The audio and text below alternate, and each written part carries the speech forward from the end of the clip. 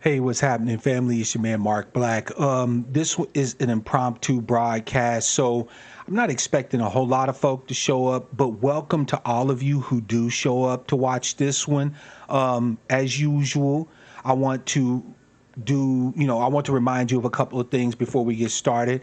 I'm not going to ask for donations or anything like that anymore. I do have a Patreon.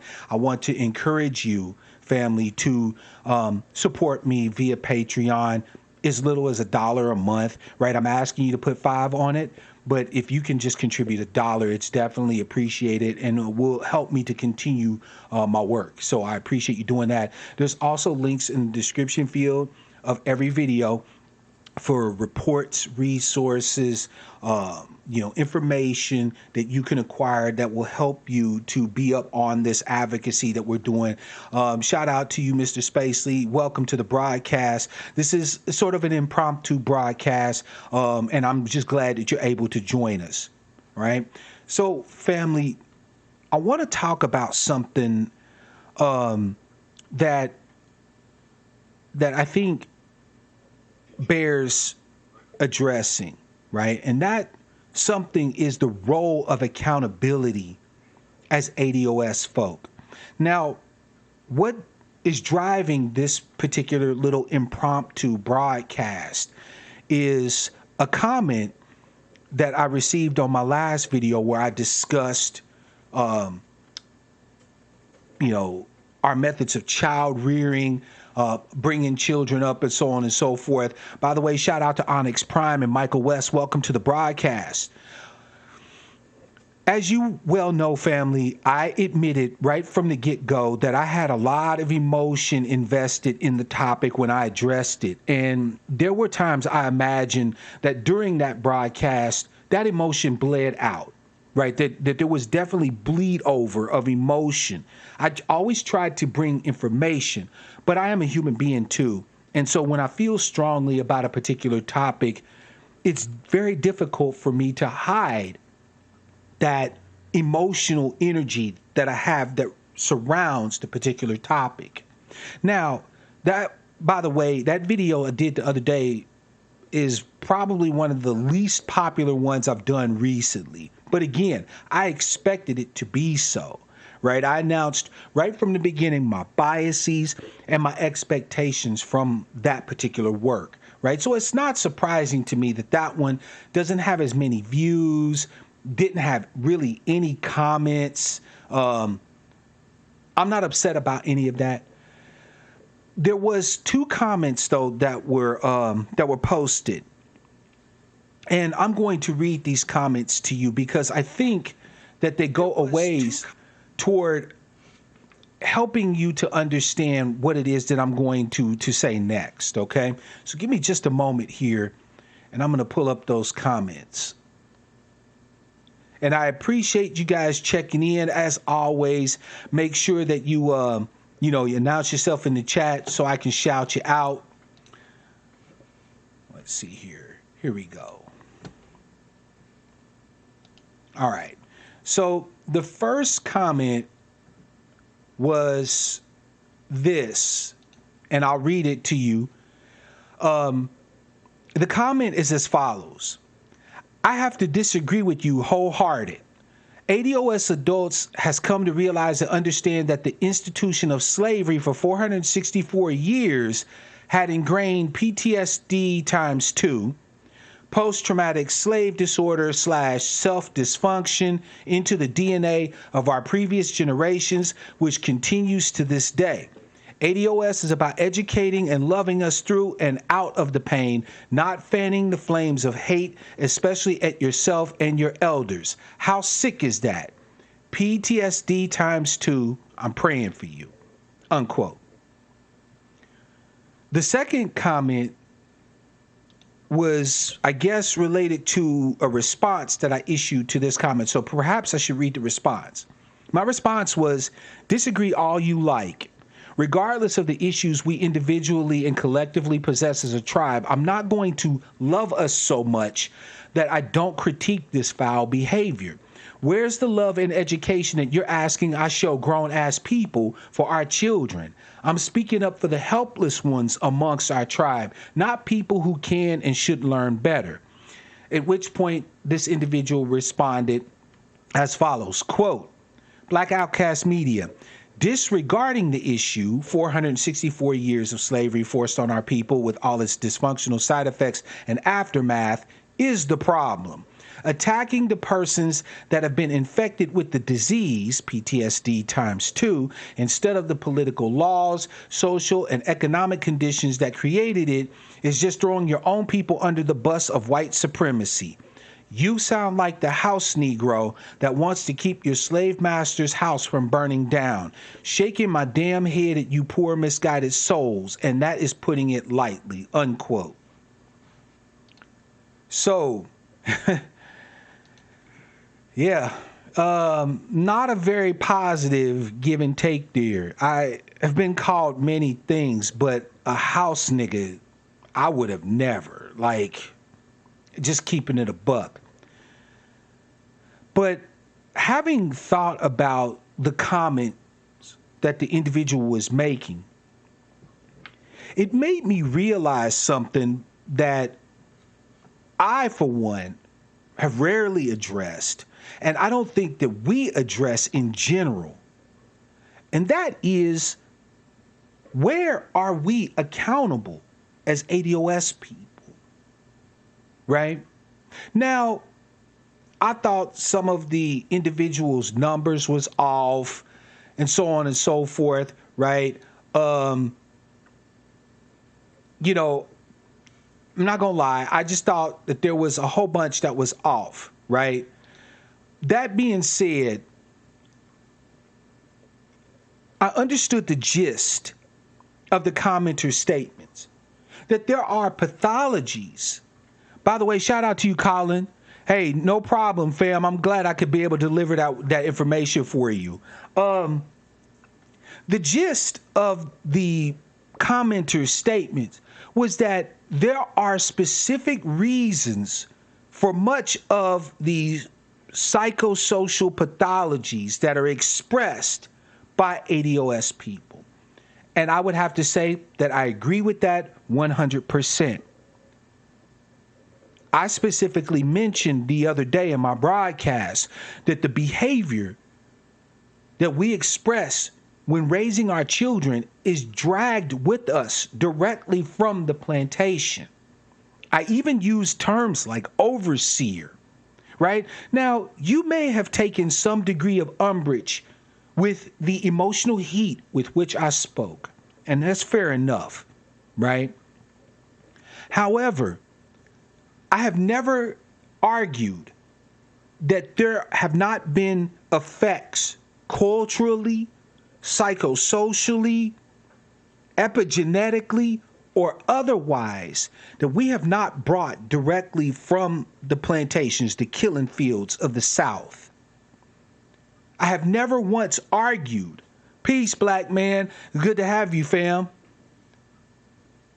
I have never argued that there has been specific acts done by this government, by the scientific establishment, by the educational system, and so on and so forth that have worked to not only inculcate various pathological behaviors, thoughts, actions in ADOS people, but have worked to reinforce them from generation to generation to generation.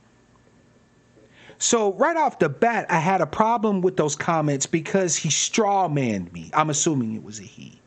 He strawmanned me. He argued against something I never said. I have never once claimed that we do not have pathologies that we can point directly as a cause to what we have had to face legally, sanctioned, institutionally, systematically, under the auspices of white supremacy in the United States of America.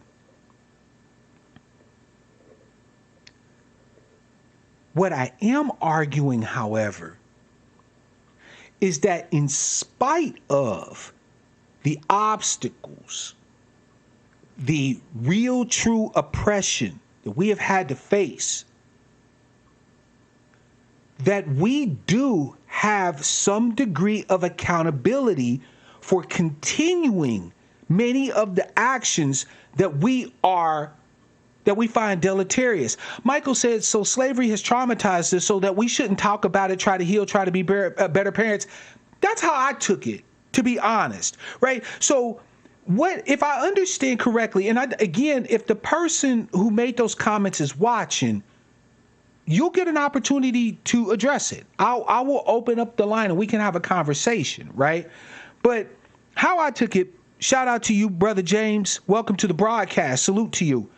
How I took it was that, so we know that slavery, Jim Crow, all these other ills that we've had to face generationally has traumatized us, has messed us up, has messed up our acculturation, has inculcated psychopathology in us multi-generationally. If you understand or accept epigenetic theory, that it's actually maybe even written in our DNA, some of the traumas that we have had to face. We can understand all of that.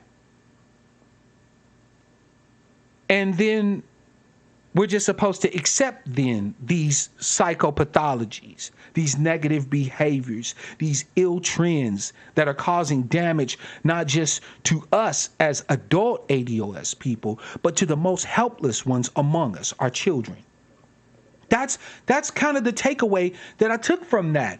And if that is the case, if that was what this individual was arguing, was that I was somehow not loving my people by making clear the damage that has been done, the damage that is ongoing, because again, it's just like with white supremacy and our justice claim. We are rightfully outraged when they try to act as if what happened to us was so long ago.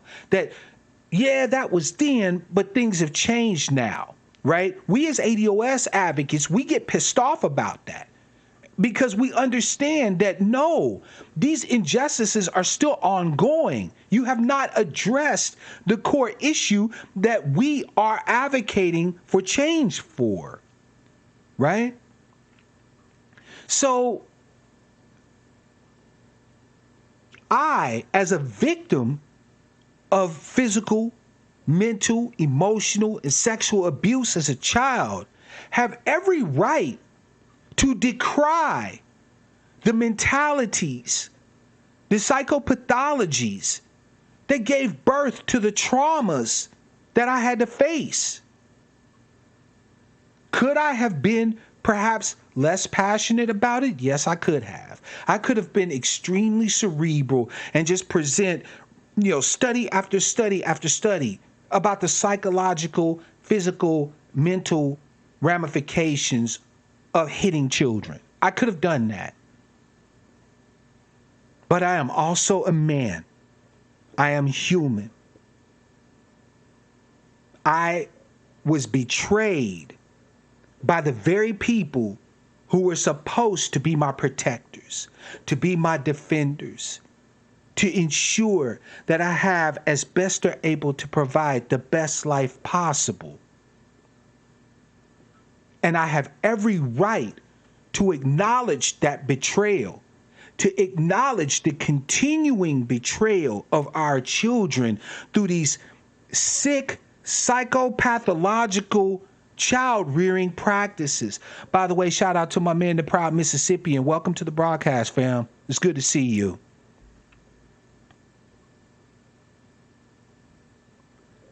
So I'm going to talk with you briefly today about the role of accountability for us as ADOS people.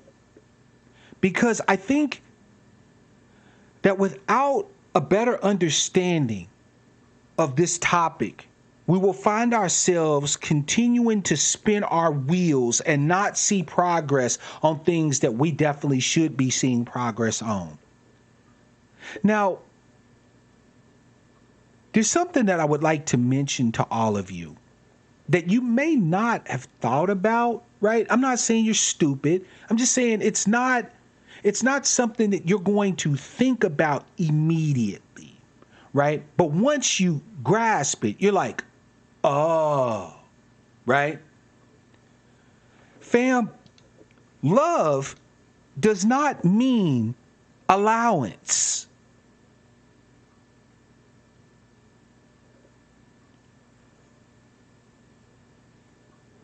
Let me give you a scenario.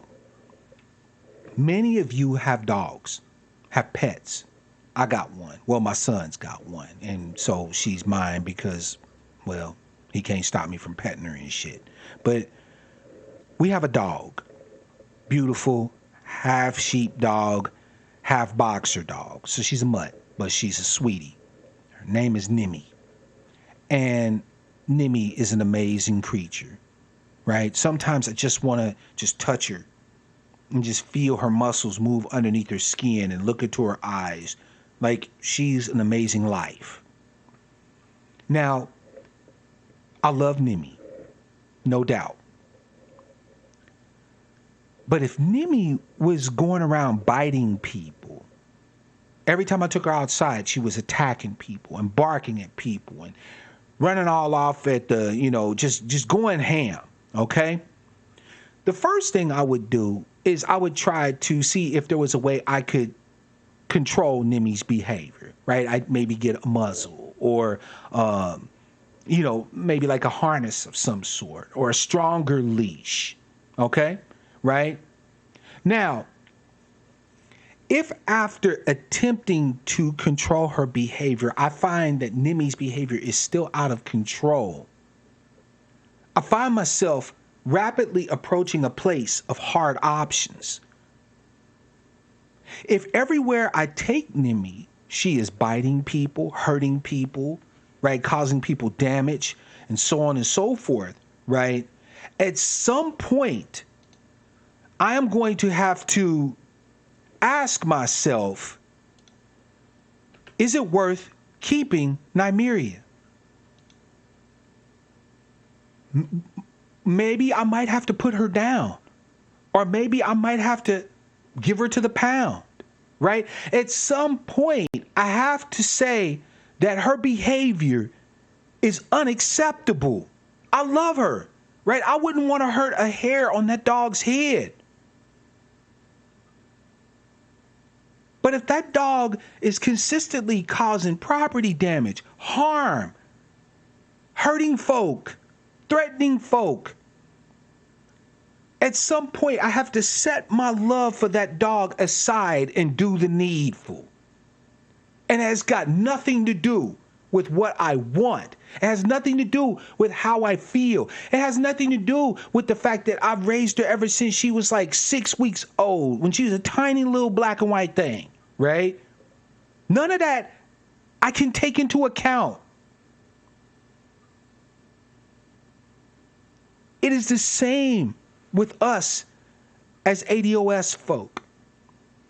There are many horrible behaviors that we have dragged with us from the plantation, no doubt, right? And I can understand those behaviors, and I do, right? I can understand the distrust of each other. I can understand us being encouraged to be inimical, to be inimical to each other's interests. I can understand our desire for aspiration to try to escape the taint of slavery, of Jim Crow. I can understand all of these things. I can sympathize, and I do. I can empathize, and I do. However, when these pathological behaviors are directly causing harm, at what point am I then having to say that regardless? By the way, shout out to my brother Crack and the esteemed Grinch God. Welcome to the broadcast, fam. At what point do I say, okay, I love my brothers and sisters, But this shit has to stop by any means. If I have to muzzle them, I will muzzle them. If I have to find some way to control their behavior, lock their ass up, I will do that. And by all things sacred, holy, and true, I would hate to have to, but if I had to put a bullet in one of you to prevent you from continuing to harm, then that is what has to be. And it can't have anything to do with how I feel about you. At that particular point, the love I have for you has to be put aside to do the needful. We have to, at some point, establish a place where within the confines of the limitations that we face as ADOS people, that we're accountable. Now, what do I mean by that? I think many of us ADOS people conflate. That means we treat the same agency and accountability, right? Agency is the ability to act, to freely act, right? When you have agency, you can choose, you can do, and so on and so forth, right? And then accountability is taking ownership of either the rewards or the consequences of any given action over which you have agency, or any given scenario in which you have agency. Now, the two are very closely tied together. In other words, to the degree that you have more agency, you have more accountability, right? If there is nothing hindering you from particular actions, particular ideas, particular thought processes, and so on and so forth, then you are more responsible to the extent that you have agency. And you are less responsible to the extent that you lack agency. However, understand when I tell you this, that regardless of the obstacles we as ADOS people face today, and they are many, they are legion. Regardless of the traumas that we have dragged kicking and screaming from the plantation, and they are many. Regardless of the structures, the institutions, the policies, methodologies, procedures, pedagogy that has been set up, and they are many, we do not completely lack agency. There are many things that we as ADOS folk that we actually have a degree of control over. Right? Like, let's understand that white society can put in place systems and all of that go to reinforce fuckery.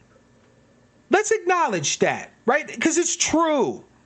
They can redline us and keep us in ghettos, which they did. They can deny us access to capital so that we're able to accumulate resources and grow our way into places where we can create safety and all of that, and they did. Let's acknowledge all of that, because that's all true. However, last time I checked, wasn't no white man there with his hand on your ass, pressing you in and out, your baby mama. That was you. That was you. Last time I checked, there was no Becky there holding your legs open. Sister, that was you. Last time I checked, it was no white man there grabbing your hand and lifting it up and squeezing your finger to pull the trigger on your brother. That was you. See, what I'm about to say next is going to piss some people off, and I don't give a damn. I'm just announcing it so you can psychologically steel yourself for what I'm about to say. the fact is that ADOS people, we want the rewards of agency, but not the responsibilities of agency. Right? So in other words, we want to be able to gain all of the benefits of deciding shit for ourselves, right? You ain't the boss of me. You don't tell me what to do. By the way, let me shout out to my brother, esteemed brother Albert Bird. Black men brutally honest. Peace to you, fam. And brother Leroy, welcome to the broadcast. We want to take the benefits, to receive the benefits of agency, right? The rewards of being able to make decisions on certain things, express an opinion on certain things, and so on and so forth. But we never want the consequences when we make bad decisions on shit. Now, before you think that I'm throwing our people under the bus, I will tell you that I believe that that is an American trait. We want to privatize the gains and socialize the L's. Let's just keep it a full buck, right? That is as American as apple pie. We want all the goodies for ourselves, but we want to spread the L out to as many folk as possible. By the way, shout out to Pop Smoke and Get Ghosts. And thank you, fam, for the comment. Welcome to the broadcast. So, we know this. We know that nobody wants to be holding the L, but we all want the goodies, right? So when you act, because you will and you do, you have a degree of agency. Sure, is it limited? Yes, it is. Why? ADOS life. We know this. Right? We know this. Psychopathology, systematic, institutionalized situations, so on and so forth. We know this. That's ADOS life. And that shit is true. It's a hindrance. It is a wrong that is being done to you continually, multi-generationally, over and over again. Shout out to my beloved sister, Miss Kawami, by the way. Welcome to the broadcast. So none of what I am saying right now denies the reality of ADOS life. However, you and I do not lack agency in all things. We are not puppets to be manipulated and controlled at will. We're not chattel slaves anymore. Now, there are iterative aspects of white supremacy that reinforce some of the slavery shit that our ancestors experienced on us today. That's a fact. So don't straw man me. Don't say that I'm diminishing the reality of what we face as ADOS people, because I'm not. What I am saying, however, though, is that the last time I checked, the white man wasn't in your house holding that belt for you, beating the fuck out of your kid. That was you. The white man wasn't there flicking the lighter for you when you put the crack pipe up to your lips to take a bump. That was you.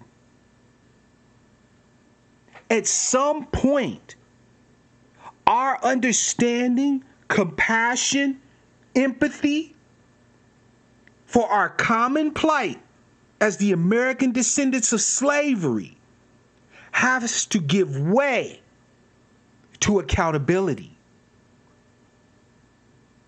It has to give way to stopping, ending, ameliorating these deleterious, maladaptive psychopathologies that we're continuing to inculcate in generation after generation after generation of our children. At some point, my understanding got to be zero. You don't get to abuse your children, to not speak out on the rampant abuse of ADOS children. And then when I speak up about it, You tell me, I just have to be understanding of the reality of white supremacy and just let that be. No. Hell no. I can understand that you've been traumatized. I can understand that you have been damaged. But it is still you committing these horrible acts. And it is you that are accountable. Salam, Brother Ibrahim. Welcome to the broadcast, fam.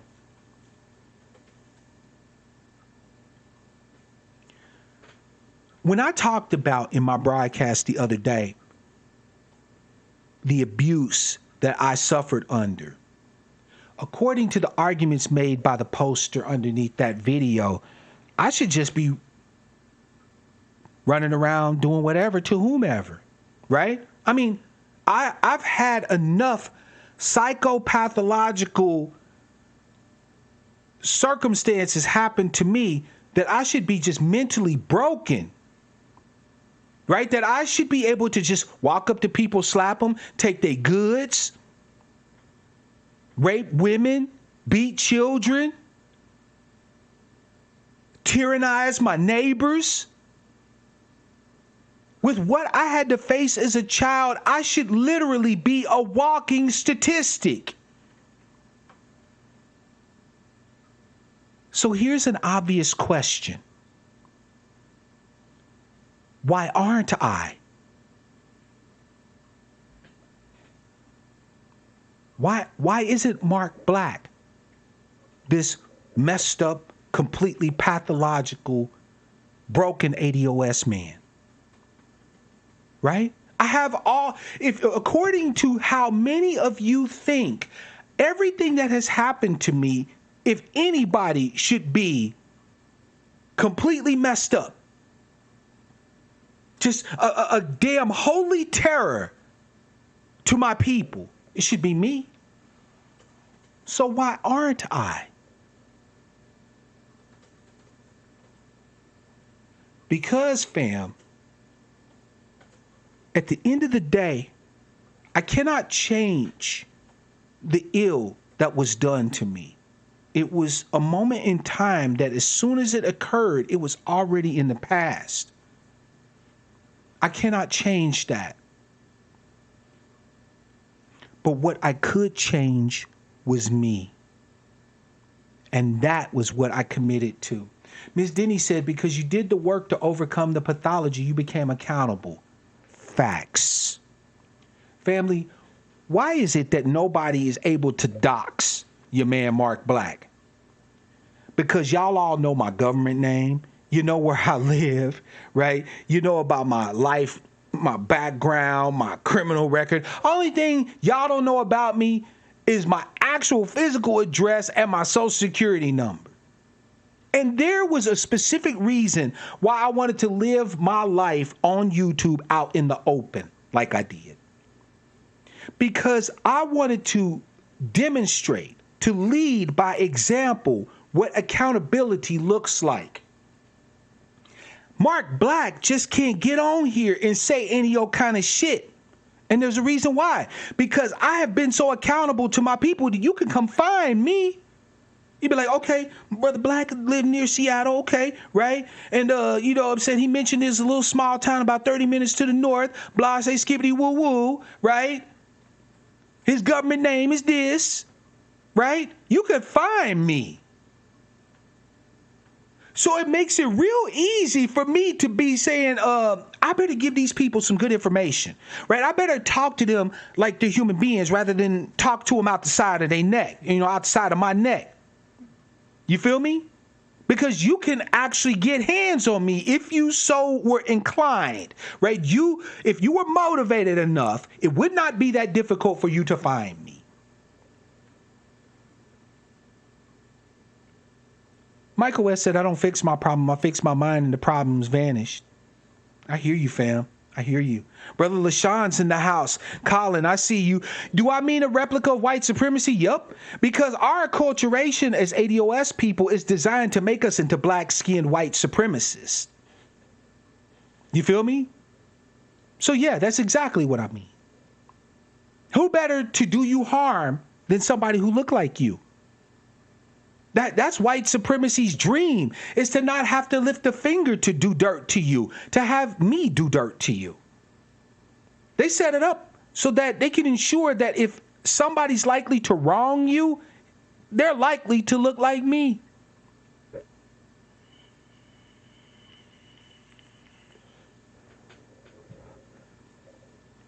Fam, many of the issues that we face as ADOS folk today in 2019 stem from two things. We talk about one, and we run as far the fuck away as possible from the second. The first is what I said before, the institutions, acculturation, and so on and so forth that supports white supremacy. That's number one. And the second, number two, is because we're not accountable to each other. You see, fam, I remember I used to be on that aspirational, we need to buy black, bank black, live black, eat black, everything black. I used to be on that. Heavy. Because first of all, it's appealing, right? For people that have traditionally lacked agency in so many areas, an ideology that tells you that you can be an agent of change is appealing, right? So I used to be on that heavy, real heavy.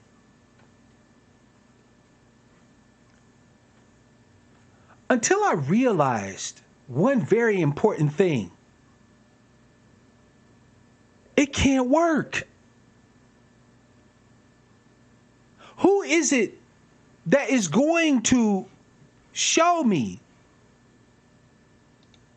accountability, right? Who is it that's going to come to your brother Mark Black and say, Brother Black, I noticed you bought X with them white folks last week. You want to talk about that? Everything all right? You go to most ADOS people and say something like that, and you liable to get your teeth knocked out. Nigga, what you mean? First of all, you don't be worried about what I be doing. I'm a grown-ass man. Nobody tell me how to spend my money. So then how is this banking black, buying black, eating black, all that shit, how's that supposed to work? I'm not accountable to you. You're not accountable to me. So how in the hell are we supposed to operate in any collective fashion? Shout out to ADOSfamily.com. Shout out to my sister Treasurer Brown. And shout out to Sister Taj. Welcome to the broadcast.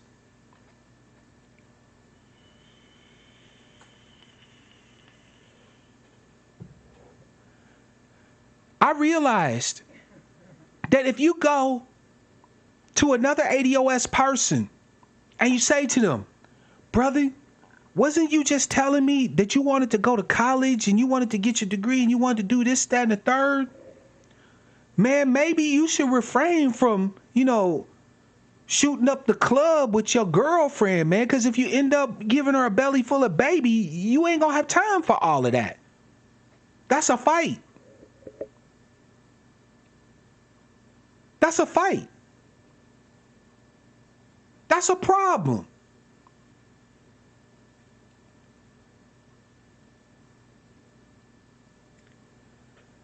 All of the collective action items that we all think are great collective action items, right? Buying black, banking black, shopping black, marrying black, all of that. It can't work because the one tool that it needs to, we need to have for it to work, we don't have. And that's accountability, right? Now, before I continue, let me explain to you that I do understand, fam, that we lack the capital to buy black, to bank black, all that other stuff. So I'm not arguing that part of it, right? We know from the data we simply can't sustain it. We have been denied the essential capital and the means to sustain it. But assuming that we had the capital, what black person, what ADOS person is willing to open themselves up for accountability? In the main, the vast majority of us try to avoid accountability to each other. Shout out to my fam, Tennessee Slim, Nashville in the house. I see you representing, and thank you for the broadcast.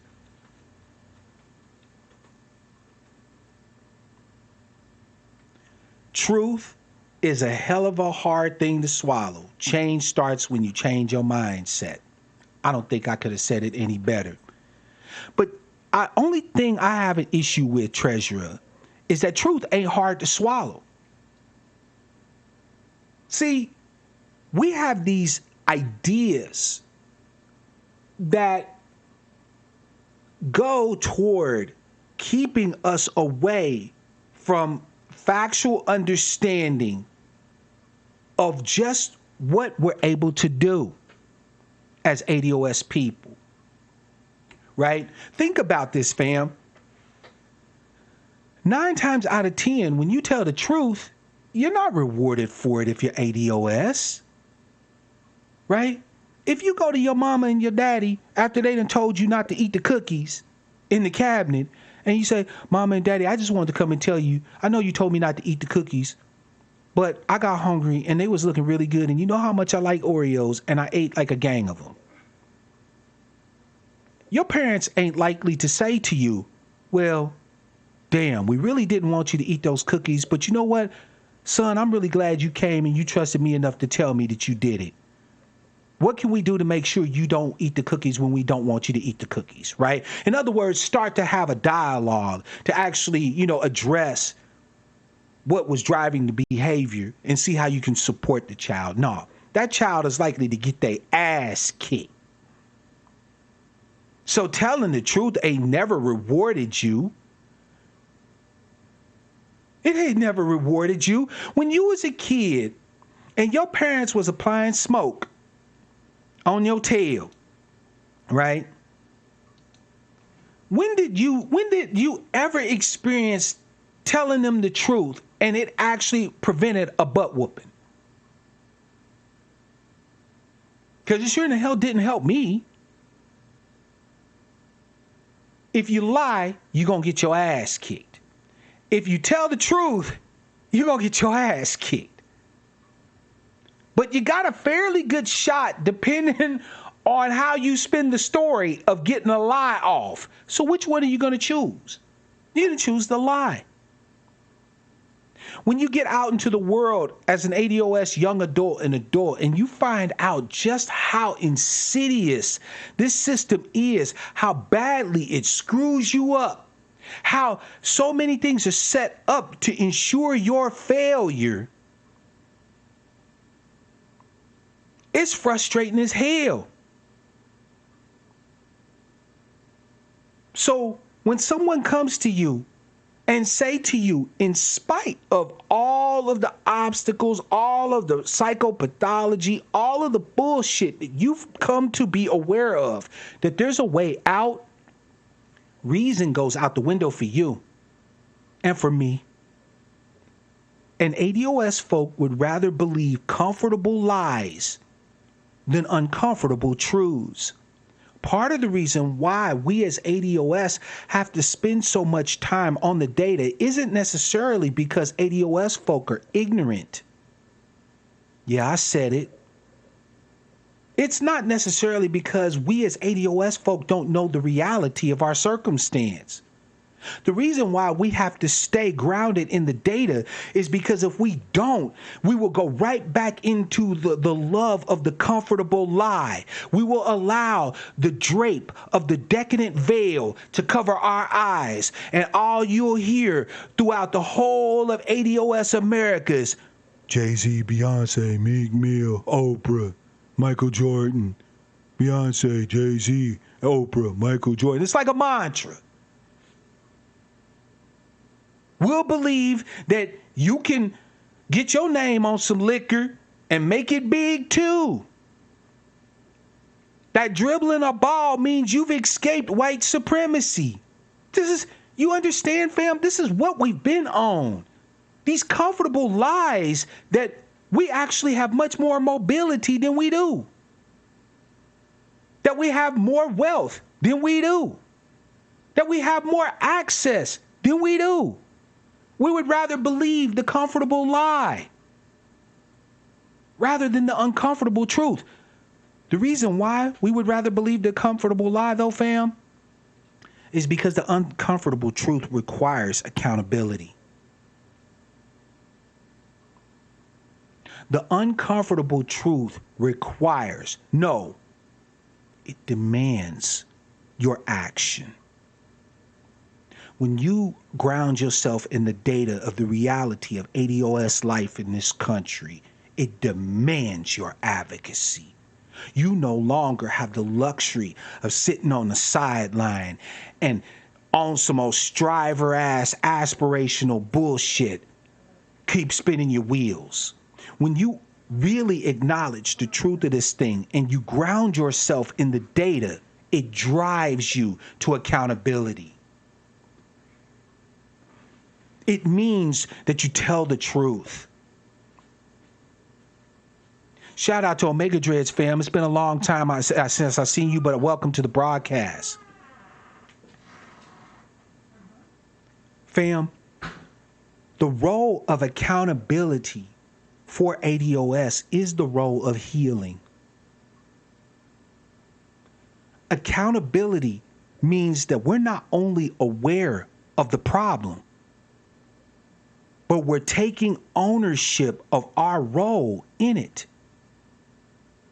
Not to say that we're to blame for the entirety of the problem. This is not Mark Black throwing ADOS people under the bus.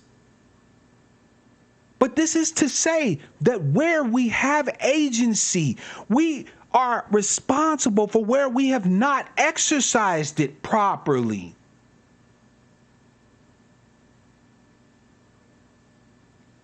Where we have agency, we are responsible for the breaking up of households, for the shitty dynamic between the ADOS man and the ADOS woman. We are responsible for the poisonous, foul, disgusting upbringing of ADOS children. Where we have agency, we not only have not been exercising it, but when we do exercising it, we've been exercising it to our detriments. I'm sorry, but the Republicans ain't 100% wrong when they come to us. Sure, are they wrong when they're telling us to bootstrap ourselves? Absolutely. Them motherfuckers didn't bootstrap themselves, and that's a fact. But then again, we don't get to deflect either when they're right.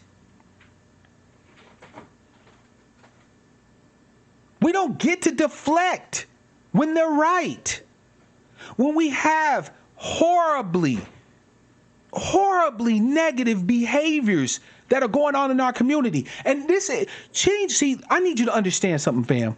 Understand this if you understand nothing else I said during this broadcast. I am not arguing for respectability. I'm not saying that we change any of our behaviors, acculturation, thought processes, ideals, ideology to make ourselves more palatable or presentable to white folk. I'm saying that there are behaviors, actions, thought processes, and so on that we need to change because it is to our benefit to change them. I can't speak for you, but I'm sick of seeing broken ass homes. I'm sick of seeing children that are scared to even talk to their fucking parents because their parents are not parents, they're overseers.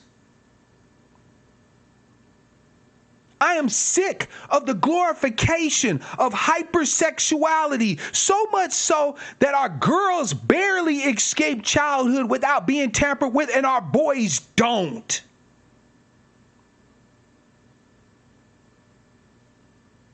I am sick of anti-intellectualism and a lack of intellectual rigor, so that rather than us examining all facets of issues that affect us as ADOS people, we would rather go for glittering generalities and vagaries that allow us to have all the feel good in the world and prevent us from doing the one thing we need to do, which is action, doing something. Most importantly, fam, I am sick of the lack of accountability. I don't owe you shit. I'm only obligated to stay black and die. If you say that and you're ADOS, you're about as much of a race traitor as any coon. Yeah, I fucking said it. If I, as your brother who loves you, who shares your lineage, your heritage, who has ancestors with bones in the ground just like you, if I, who am everything to you short of blood related, and we all probably actually are connected in some way by blood, if you can't be accountable to me, then you're no fucking good to me. Then I'm no good to you. If I don't know what's happening in your life, because you won't tell me the truth for shit. You won't come to me and say, Brother Black, I ain't balling like that, fam. I was homeless last year. I got $23 in the bank. I owe child support. And I'm scared, fam. If you can't be accountable enough to me to tell me that's your reality, then what the hell do you expect from me? What is it that you want for me to do for you?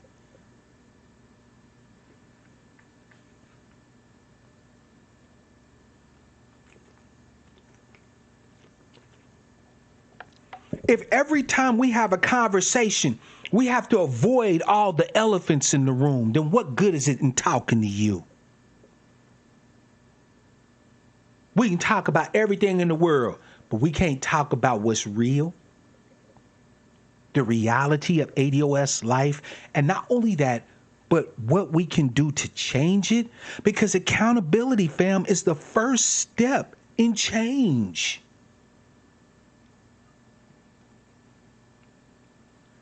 My mother made some horrible ass choices for me, fam, and I talked about that in my last broadcast. Excuse me. But the healing of the relationship between my mother and I could not occur until she said to me, son, I'm sorry for the choices that I made that caused you harm. Fam, I am sorry. Your brother Mark Black is sorry for the choices that I've made that caused you harm. I'm sorry that I wasn't accountable enough as a young man to go ahead and finish high school so that I can be able to continue my education in a proper fashion, fam. I'm sorry that I gang banged and went out there and beat up my brother and fought my brother, shot at my brother, and he shot at me. I'm sorry. I'm sorry to all the sisters who tried to give me their heart, but because my emotional mental state was broken, I didn't know how to appreciate you. But I'm also sorry that I trusted you, because many of you were snakes and you tried to hide it from me. I'm sorry that I didn't help you figure out how to take care of your children. But I'm also sorry that your children belong to you, because I see what you do to them and it is wrong.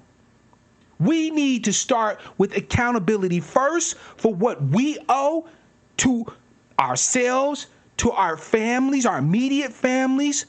But then, fam, we got to get real. We got to have some accountability. We need to have some come to Jesus moments with our people.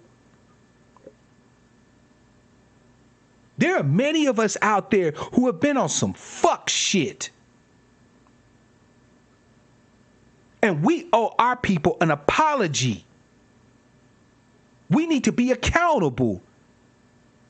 I don't want to hear any more excuses. There's a ton of reasons out here, fam, that if you so desired, you could use as reasons why you've done what you've done that have caused direct harm to you and your people. And guess what white supremacy will do? White supremacy will actually encourage you. They will say, that's right. With all the stuff you've been through, you supposed to be locked up in this prison right now, man. Come on in. Yeah, sister, with all the stuff you've been through, go ahead and take this welfare check. You know what? And your next one, make sure you visit Planned Parenthood. As long as you and I remain unaccountable to each other, white supremacy is happy as hell. Because they know they got us by our figurative balls. Oh, you don't have to worry about it. They're never going to tell the truth about their circumstance and situation. They're never actually going to get together and share the reality of ADOS life with each other so that they can see that they're all in it together. No, that will never happen. You feel me? So as long as you fail to understand that in the areas in which we have agency, that you need to act not just to your benefit, not just to your benefit of your family, your children, and so on and so forth, but to my benefit too, this ADOS thing can't work. Let's do it. Let's get together. Fam, I was mad as hell. Right? Our parents betrayed us. We need to tell the truth about that shit. Why? So we can heal it. When you hear people talk about the boomer generation and how selfish they've been and all of that, this ain't ageist talk. This isn't hate against our forebears, but it is anger. It is upset. It is outrage. And we have a right to it. And we have a right to express it. And we also have a right to demand accountability for it. You don't get to sit here and tell me, we fam. What's up, fam? What's up, fam? What's up, fam? But I can't never hold you to nothing and you can't ever hold me to nothing. How the fuck are we family? Because family loves. But family also holds each other accountable. I love you, ADOS fam, which means that when our behavior is horrible, it's deleterious, it's maladaptive, it's inimical to our interests, our collective interests, I need to tell you. And not only that, I need to tell you so that you know I know it's bad. And you can hold me accountable when I'm indulging in that same fucking behavior. The role of accountability in ADOS is the key that unlocks the door to our collective healing. Our sister Yvette talks about the need for us to have lineage therapy. That the stain of the constant psychopathology and the acculturation we dragged off of the plantations and so on, we need a renewing of our minds, right? Lineage therapy, a collective therapy. I humbly submit to you, family, as your brother, that therapy, that healing will start with accountability.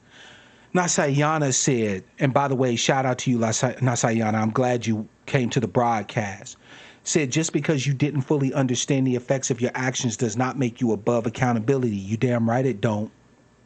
There's an aphorism in the legal field that says ignorance of the law is no excuse. Simply because you wasn't aware that what you was doing was violating the law, that's not going to stop the police from locking your ass up or a judge from convicting you.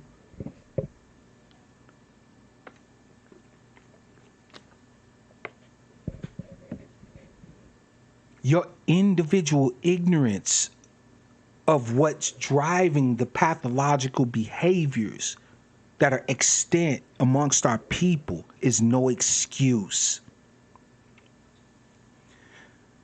Fam, I'm going to open up the phones, but before I do, I want to share with you one quick story. Okay?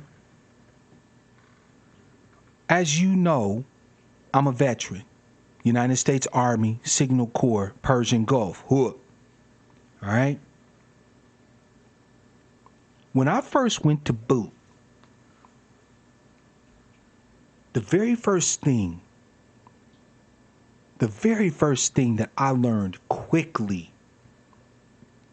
was that there is no excuse for failure that is acceptable.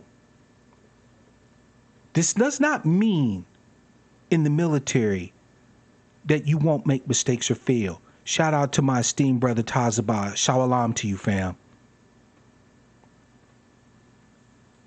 You can make a bad maneuver. You can miss a target, right? Failure is going to occur because you're human.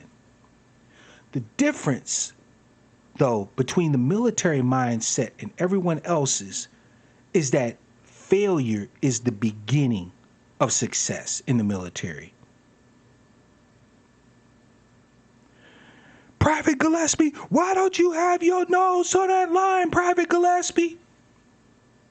The only acceptable response your drill sergeant wants to hear from you is, no excuse, drill sergeant, and you execute.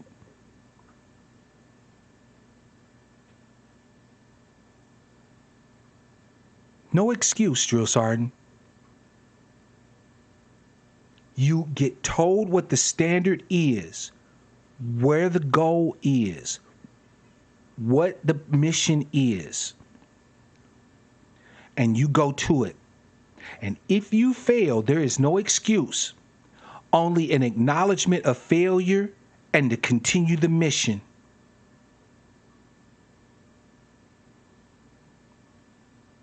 I'm right with you, Nasayana. The first thing I do when I talk to any group of children is I apologize to them. I apologize to them for not having enough fucking guts to build a world different than what they see. They don't, and you're right, they don't understand it, but they will. We need to have a collective accountability, ADOS fam. It is time for us to have a come to Jesus moment.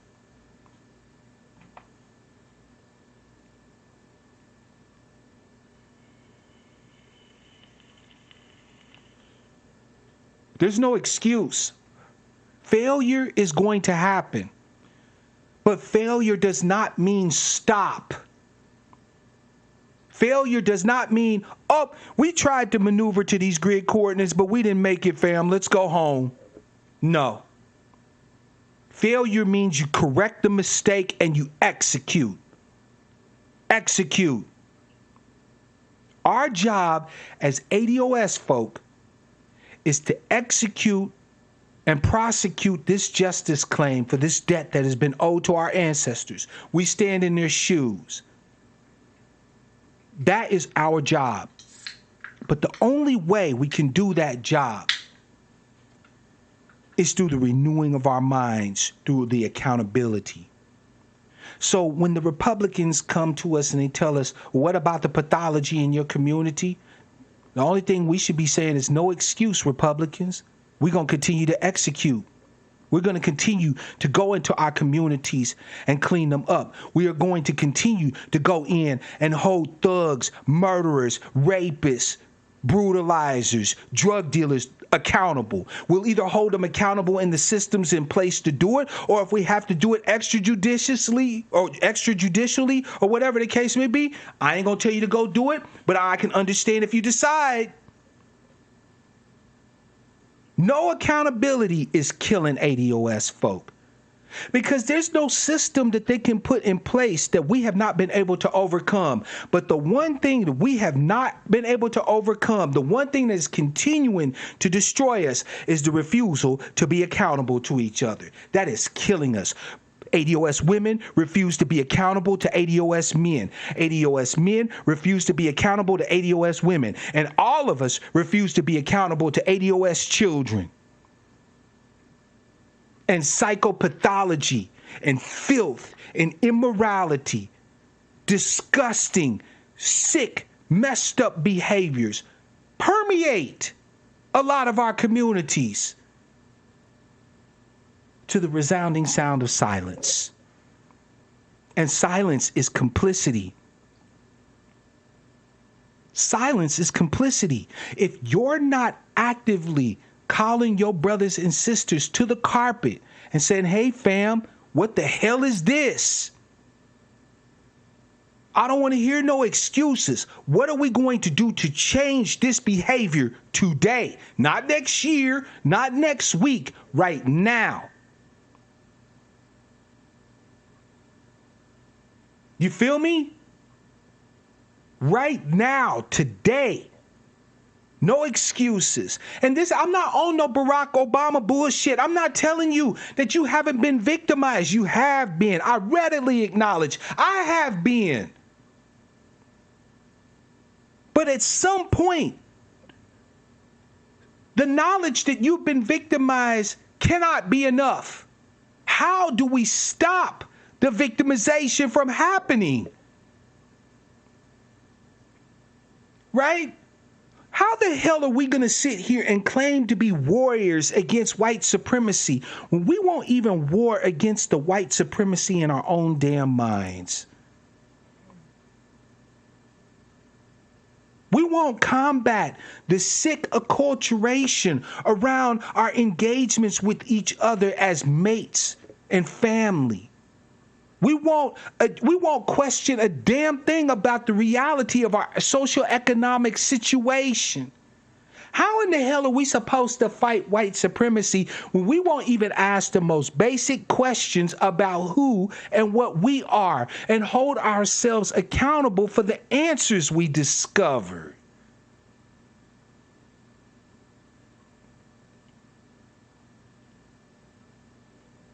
It is not enough to know what has been done to us as ADOS people. That is not enough. That is not the purpose of this advocacy. To just simply be able to run off a litany of the injustices that were done to us. It's not enough. Now we have to examine what the ramifications of those injustices were upon us as individuals and as families and ultimately as a tribe, as a collective, and where we need to buttress each other up, where we need to buff each other like iron sharpens iron, right? Where we need to eliminate the detritus and the garbage that we've dragged along with us, where we need a healing. We need to hug it out. We need to express our outrage, our anger at some of the poisonous behaviors we've inflicted on each other so that we can open the door to reconciliation and healing. We can do that because we don't lack agency in that area, and thus we are accountable for our inability or for our apathy in doing that. So I hope that today for you, I have clarified that it is not going to be acceptable moving forward to only love bomb each other. I'm not saying coon out and talk to each other like you're white supremacists, but what I am saying is that when your brother and sister is wrong, you need to tell them. Where they are hurting the most vulnerable, you need to stop it. Your silence is no longer acceptable. Your complicity in these negative, deleterious bullshit behaviors is no longer acceptable. No more excuses. Just execute, as Pop Smoke and Get Go said. 425-296-1980. I won't keep this going on for long, fam. But if you want to talk to me about it, if you have something you'd like to say, this is your shot. What do you think about accountability? Are you one of those that think because of the litany, the long history of all the poisonous mess that we've had to deal with as ADOS, that we simply are we're just not responsible for anything we do? Or do you believe that there's actually a role for us to gain power with each other, for each other, by being accountable to each other? Tell me what you think.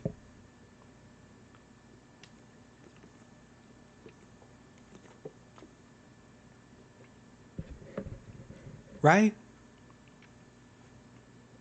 All I'm saying, fam, is that it's not enough to just know what we faced, what we went through. That's only the start.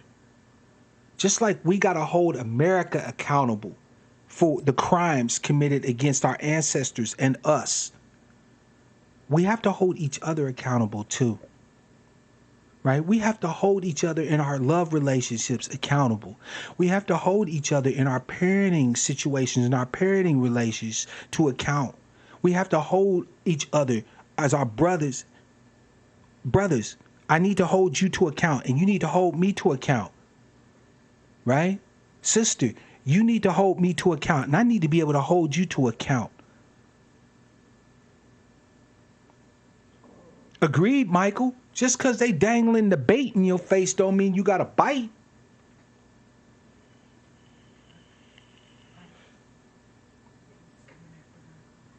Who? What? Okay.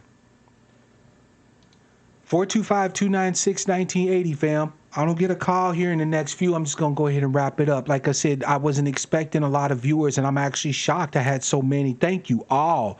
I hope, again, that what I brought you edifies, that it actually adds something to the conversation. As a side note, for my brothers and sisters that are a part of the Black Manosphere,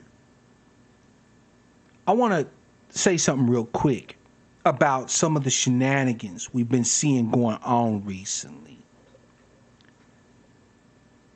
As a red pill brother myself, right, and an avid supporter of the Black Manosphere, I am of the mind that this accountability conversation is truly apropos, right? So I got to give credit where it's due. Shout out to my brother Grinch, who did a broadcast this morning talking about accountability, because he kind of inspired me today, along with the comment. I need for you brothers to understand something, though.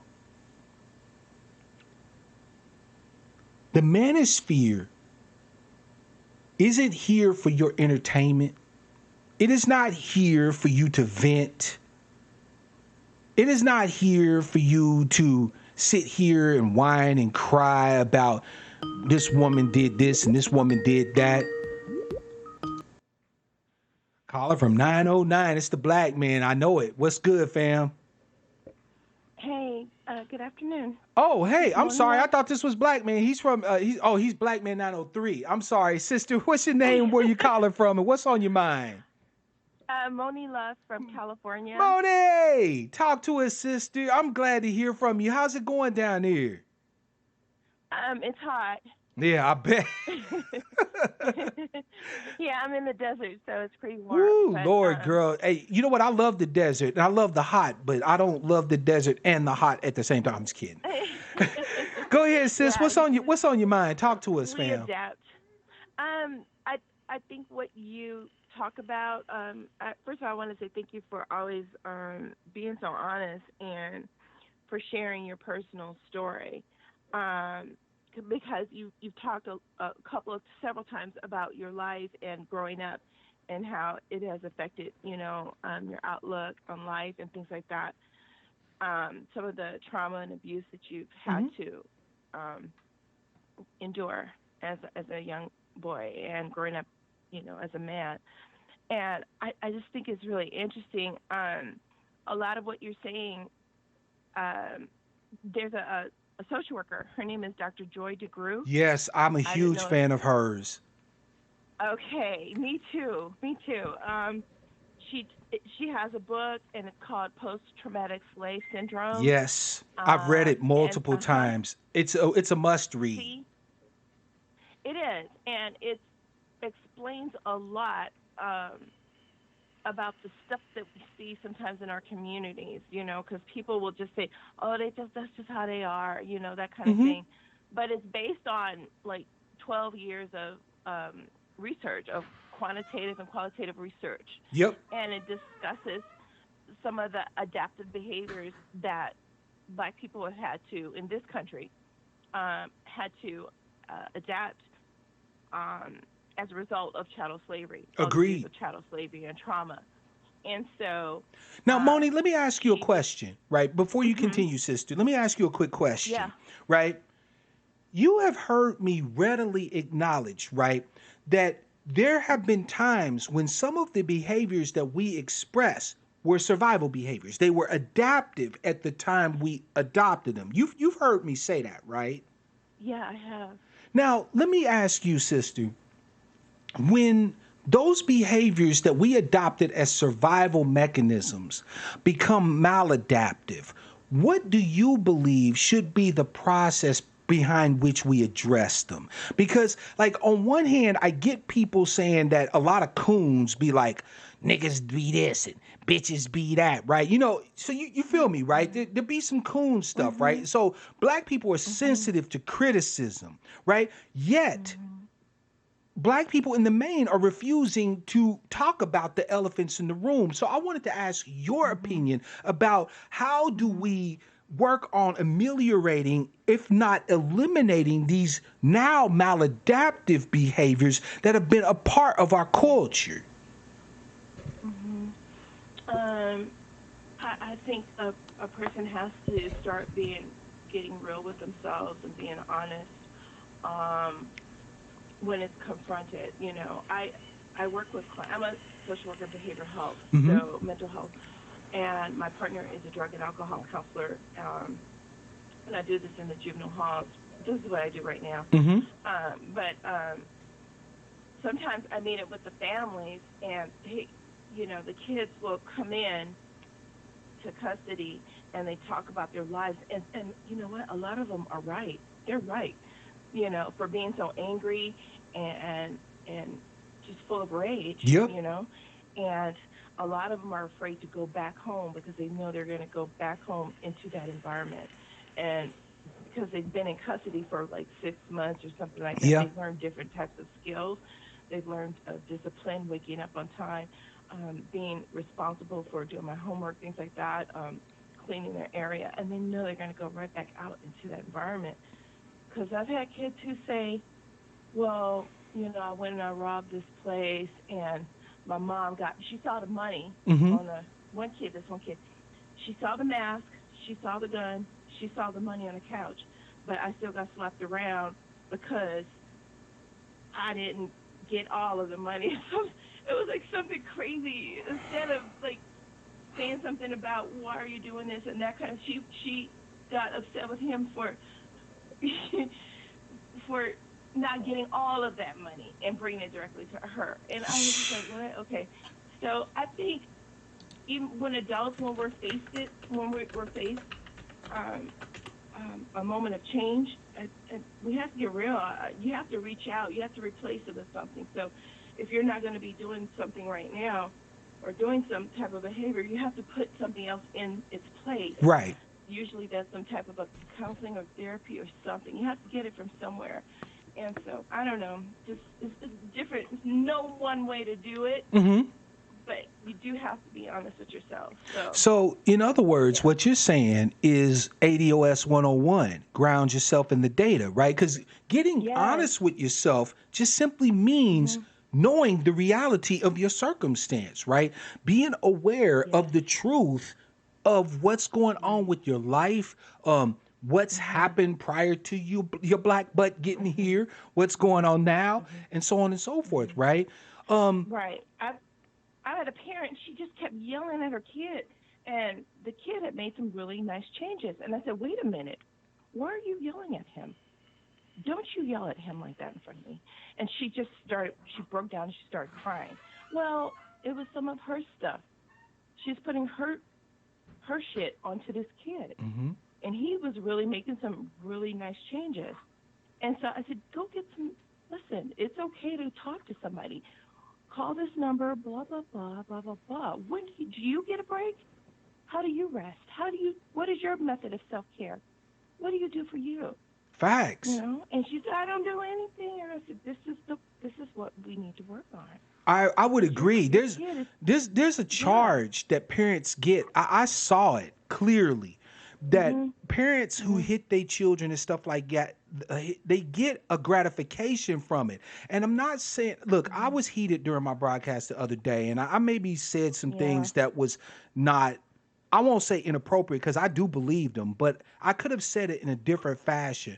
What I will say is Mhm. this: it is natural as a human being that when you get that emotional release, right? So you're frustrated at your kid, you got talk too crazy at work by these white folks, right? You Yeah. got harassed by the cops on your way to the house, and this, that, and the third. When you smack that kid up and you get that catharsis, that release, that Mhm. catharsis becomes reinforcement for your behavior. So it makes it more Mhm. likely that the next time your kid get out of pocket, because remember, your kid can't stop you from doing to them Mhm. what you're doing to them, right? Mhm. You've created Mhm. a positive link between the Mhm. abuse or the spanking or the hitting of your child and emotional Mhm. relief, right? Emotional Yeah. catharsis, right? And Right. so, yeah, Right. I do believe that I would love to see more emphasis as ADOS parents on us.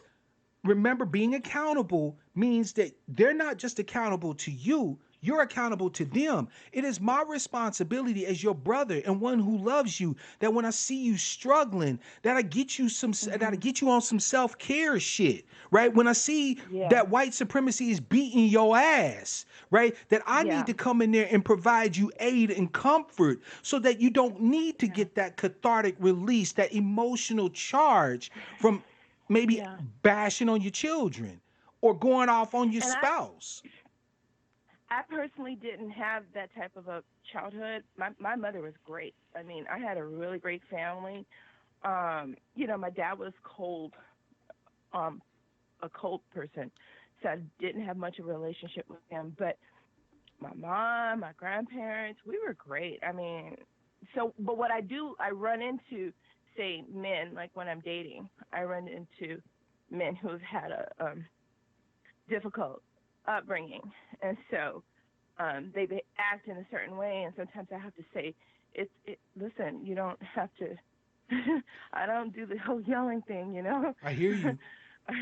But you know And what it though, takes Moni? time. It takes time. So, Moni, I'm gonna tell um, you, as bad as it is for ADOS children, and it's horrible. yeah.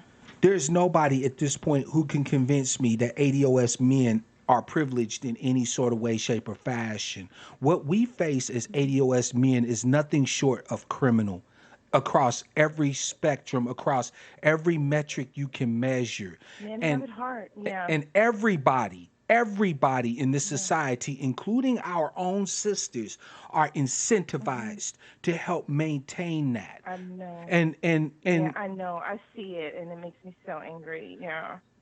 sister, here's the thing, right? When I say things like that, it is not so that I can bash black women. That is the last damn No. thing on my mind. What it is to No. say, however, though, is that we need to understand that part of what's driving the dynamic for our boys who ultimately become men is that we, our acculturation as ADOS people, is creating bad men. You said that your father was cold, Monty, right? Mhm. Yeah. Do you know anything about Yeah. his upbringing? Do you know what it was like for him when he was coming up? Did you ever Um. get any information about his upbringing? No. I didn't. I Doesn't don't. surprise me. And So I'm not, no he doesn't judgment talk here. very much. So. Yeah, I don't, no judgment. I'm not surprised. And you know why I'm not Mhm. surprised? Because one of the things that I've come to discover is that everybody is allowed to express reasons why they indulge in certain negative or deleterious behaviors except black men. When I say no Mhm. excuses, Oh. black men Okay. Okay. understand that instinctively. because there is no excuse that no one accepts for any behavior from us as ADOS men. No excuse. No excuse. You can sit here and talk about how you were tortured, how you were raped Yeah. by every person that came in contact with you, how you were locked up in the system, and so on and so forth. You was 18 years. You could have the life that was literally the life from hell, and nobody will excuse any type of mistakes, oops, pathologies, any of that in you if you are ADOS men. We do not get Yeah. do-overs. And it took me years to realize that as a daughter, because basically I thought it was me. The whole thing of maybe it's me, maybe I'm not good enough. So I try to be perfect in everything. I can I hear was that like in your voice. perfect I was myself through just thinking school. that. I was like, you was probably a good ass kid. I was good. I mean, I did sneaky little things, but I was basically a good kid. I did what I was told. I was, my I was, went out for this. I went out for that. I didn't have fear about, trying new things or whatever. And me and my brother were both really good kids, and we just couldn't still get the attention of my dad. So, but it took me years to realize that it's not me. It's him. It's some things that he's gone through. So, and I've never had a thing of. My mother never said, "That man, I hate him." She never did that kind of stuff. She said, "That's your dad. That's your father. Always show respect." And I'm like, "Okay, Mom." Monty, do you Even though still we didn't have contact understand what with he was him? going through. Do you still have Huh? contact with your father? Yeah, he's like 80 something now. May I I do. make a recommendation, sister, as your brother and one who loves you with all humility? May I suggest something? Okay. Yeah, sure. May I suggest that you just, when you're able, go and spend some time Mhm. in his presence and just mention Okay. offhand, say, Dad, I really would like to know more about you. Like where you come from, what's up with you, right? You don't have to go into details you don't feel comfortable, Mhm. right? Do that woman thing y'all do so well where y'all draw us out because y'all are good at that, right? But draw, I will try again. We've all tried several times, but maybe it just was the right timing and that kind it's of gonna be thing. an act of patience, right? Look, I'm gonna be honest Yeah. with you. The man being 80 years old, he's going to find Yeah. it difficult because this has been his whole life, right? But in Mhm. 80, I guarantee you that if you put in the work, it is going to Okay. be well worth it. Because I would imagine Okay. that what you will find, Monty, is that your father was raised with the typical ADOS male acculturation, which is that your pain does not matter, what you desire does not Mhm. matter, what you value does not matter. If you are not of service or utility to everyone around you, you are worthless. Yeah, okay. I'll try. And that's true. I have to say, in terms of the money, in terms of, bringing us things for Christmas and things like that, he was on top of it, on top of it, I and bet he was. paid for my mom's house for us to live. But in terms of emotional types of connections, he just veered away from that type of stuff. So, but I will Brother, try. yeah, brothers can't give you, sister, what we were never given. Okay. And I Okay. need for all Well, my sisters to understand that this is not an excuse. yeah. This is facts. I cannot give you what I Right. do not have to give you, right? If I have never Right. been Right. allowed to be an emotional being, right? To integrate my emotional senses along with my mentality, my physicality, and so on and so forth, Mhm. then why be surprised if I'm not an emotional being, right? That would be like, Monty, I need you to paint me a painting, but you never learned how to Yeah. paint, right? You can't paint for me a Right. painting if you're not an artist. Well, if I've never Mhm. been encouraged or engaged in Mhm. any way that was healthy emotionally, right? I'm then Mhm. asked as an adult to engage emotionally with people. I'm handicapped, right? Because everybody Yeah. else has had Yeah. practice, they've had opportunities Yeah. to make mistakes emotionally and be able to recover from them and to learn what's proper emotional engagement and what's not, and so on and so forth. Well, many of your Yeah. ADOS brothers and sisters, I'm sorry, many of your ADOS Yeah. brothers have not been given that. And we were denied that from Okay. little ones. And it wasn't Yeah. it wasn't Okay. necessarily malicious, right? But it was a Right. part of that Yeah. idea that he's going to go out there and have to face white supremacy full bore. So he needs to be hard as nails. Well, shit, what Mhm. doesn't bend Mhm. breaks. You Mhm. feel me? Mhm. So if I we as do. I ADOS men do. have never learned to bend, don't be surprised when we Mhm. break. Mhm. Yeah, and I just want to say in like disclosing all this, I love my father. Whatever that means, there's no ill will, there's no hatred for him. Never had it. Me and my both of my siblings, even though my dad did some cold type stuff to us. My older brother, my lives in Alabama, and my older brother would come to the house, go visit the grandparents, and there'd be a man sitting in there and talking to him, and he didn't know who the man was for years. He never found out till he was an adult that that was his father. So it was like a cold kind of Damn. disconnection type of thing. Yeah. So, but anyway, I I will do that. He's still You know what, sister? alive, I would be. and I. I You don't will. have to make it a public thing, but you got my contact No, information. I would love to hear thank if you. there's any progress because I would love to Okay. see that piece of your father be something that he leaves with you as a legacy. Because I can tell you, as an ADOS man, simply because my emotions have been blunted does not mean I do not have Yeah. an emotional life, right? And he Right. may be at the point where having those moments with you becomes a part Yeah. of the rich legacy that he will leave you. And I would hate for him to Okay. be denied that, but I would also hate for you to be denied that too as well. Okay. Thank you. You're very All welcome, right. sister. I'll I try love you as always. Thank it. you so much for calling in. You're All welcome to right. call in anytime, okay? Okay. Thank you. You're welcome, sis. Peace. Yeah, fam. Woo. Man, I'm telling you, when I think about what my brothers face, I don't need nothing else other than the voice of my ancestors and the shit my brothers face to drive me to this ADOS advocacy. This, brothers, if you were looking for that which was gonna save us, this is it. This advocacy right here is going to be the key that unlocks the golden doors. You feel me?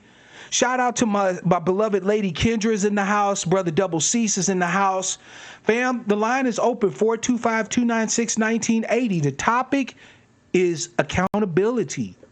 It is about us making that commitment to be engaged with each other, to be accountable to each other, right? To address the issues over which we have agency. I want to hear from you. Right? Colin said to labor and to not ask for any reward. Yep, absolutely. That's ADOS male life right there. To be of service or to be gone. That's real facts.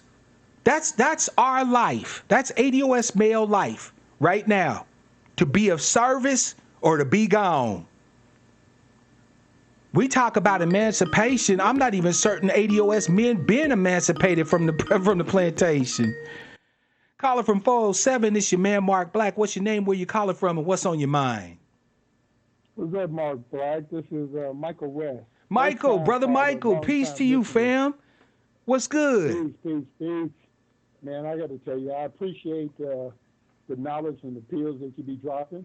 Thank you, Your sir. last, you probably made 3 videos on the topic around, I guess, in a nutshell, child abuse. Yeah. And all of them were not very, very popular. And I got to admit, I couldn't even hang in there on the last one. It You know was what, a fam? bit I too personal for understand. me. I understand because there's a lot of us carrying around some real unresolved trauma, and if you think about it too, Michael, and I'm just gonna ask you. I'm not gonna tell you what I think, but I'm gonna ask you. Was part of the reason why you couldn't stick around was because we were bumping up against emotions that you were feeling uncomfortable with, like really truly engaging? You don't have to tell, you don't have to answer me that. But if you feel comfortable, share that with us. Oh, sure, sure. It triggered bump right up against my experiences as a child.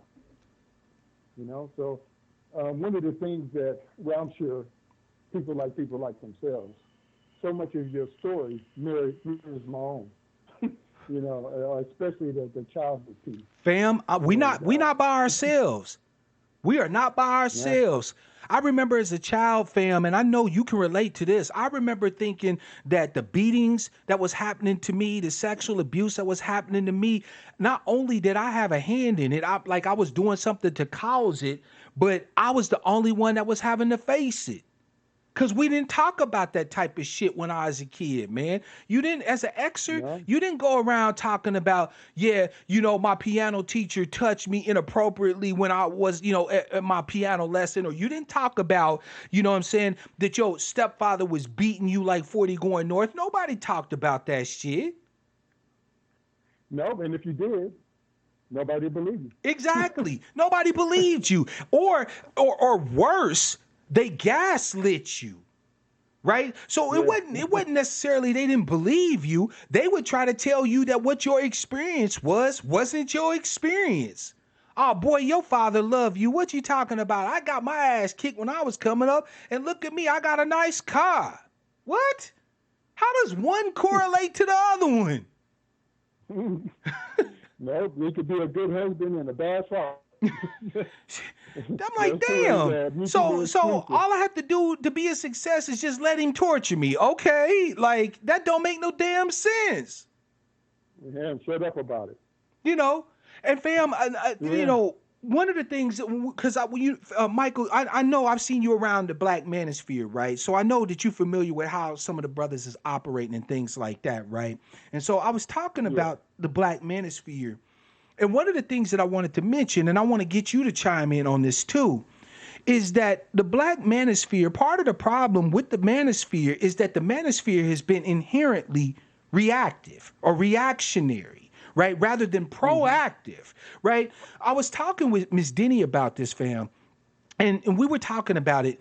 And I think that we as brothers, especially in under the auspices of the Manosphere, have been operating under a false dichotomy, right? So on one hand, right, we've had your blue pill brothers, right, who just buy into the traditional narrative that we supposed to be the protectors and defenders of women, and we supposed to be the providers, and basically the workhorses of the people, okay, right? And they can't see no critique that questions that at all, right? The blue pill is strong with them, okay?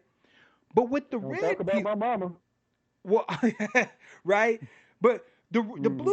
the red pill brothers have said, okay, we understand that the old traditional roles have been turned over on their head for women, but they're still trying to trap us under the old traditional roles. And we've had two reactions. One, we've become combative against that narrative, right? Which is the predominance of the Black manosphere, right? We've Hmm. combated that idea. We said, no, either they're going to be traditional to us, they're going to offer to us what they're demanding from us, or we're done, right? You see what I'm saying? Yeah. Or we've been the MGTOW brothers. We just be like, you know what? We ain't with any of that shit. So rather than even put ourselves in a trick bag, we're not even gonna mess around with women. We're good, right?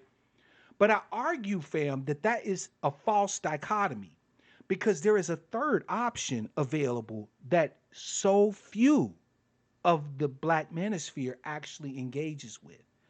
Thank you, LaShawn, man. Hey, you're not going to get blocked here, fam. You already know. So, speak your piece, LaShawn.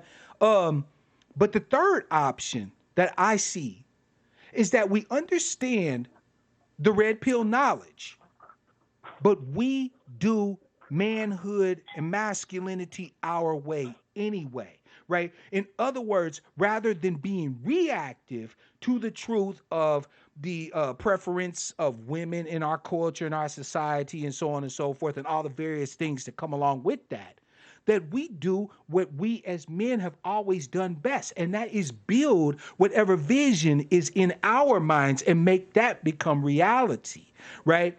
Being Yeah. proactive as as ADOS men truly is the cure for a lot of what ails us, right? Because being proactive requires that we be introspective, that we get a vision of what reality we would like to see, and that will guide us in our efforts to build that reality,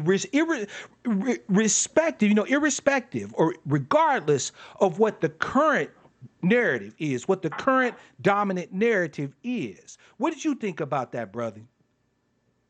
Yeah, I think you right on point. And to be honest with you, I kind of got bored, so to speak, with the manosphere, with these arguments, these fights, these debates, and everybody clowning and screaming and hollering. I couldn't even listen to a panel. It just gets so disruptive. I just said, let me just take a break from them. Because I learned a little piece of the puzzle from each of them, whether they were red pilled or blue pilled or absolutely, they each had a piece of the truth. So, but to see them doing this, and then I'm on that about a constant barrage on black women. But I understand that for almost 40 years, black women have been really putting black men down. We ain't shit, we ain't no good, we deadbeat dads, all this other kind of stuff. Yeah, I can accept that, but for men to do the same thing is not getting us any closer to partnership. Mm-hmm.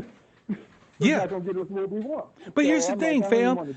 We can sit around as brothers, and we do, right? And again, I understand the need for spaces for us brothers, us ADOS men, to get together and congregate and get things off our chests, right? Discuss stratagems and tactics and so on and so forth, right?